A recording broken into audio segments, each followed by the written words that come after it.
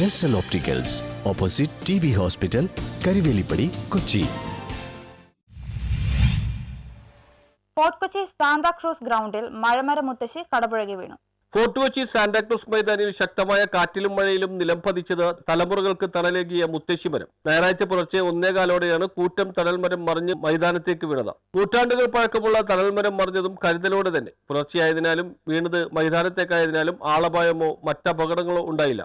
റോഡിലേക്കാണ് മറിഞ്ഞതെങ്കിൽ അത് സമീപത്തെ കെട്ടിടങ്ങൾക്ക് തകരാർ സംഭവിക്കുവാൻ കാരണമായേനെ. ഡച്ച് പോർച്ചുഗീസ് അധിനിവേശത്തിന്റെ സ്മരണകൾ ഉണർത്തുന്ന അടയാള മരം കൂടിയാണ് നിലം പൊത്തിയത്. നമുക്കറിയാം, വെളുപ്പിന് ഏതാണ്ട് 1:45 കൂടെയാണ് ഈ മരം കടപുഴകി വീണത്. ഇത്തരം മരങ്ങളാണ് ഫോർട്ട് കൊച്ചിയുടെ ഒരു പൈതൃക ഭംഗിയും ഒക്കെ കാണിച്ചു തരുന്ന ഇത്തരം മരങ്ങളാണ്. നമുക്കറിയാം, ഈ പ്രദേശത്ത് ആയിരക്കണക്കിന് മരങ്ങളാണ് നമ്മുടെ ഫോർട്ട് കൊച്ചി പ്രദേശങ്ങളിൽ. ഇത്തരം മരങ്ങൾ കാലപ്പഴക്കം ചെന്നുകൊണ്ടും അതോടൊപ്പം തന്നെ ഈ പ്രദേശത്തുള്ള നമുക്കറിയാം, ഈ പ്രദേശത്ത് തണലും ഒക്കെ തരുന്ന ഒരു മരമായിരുന്നത്.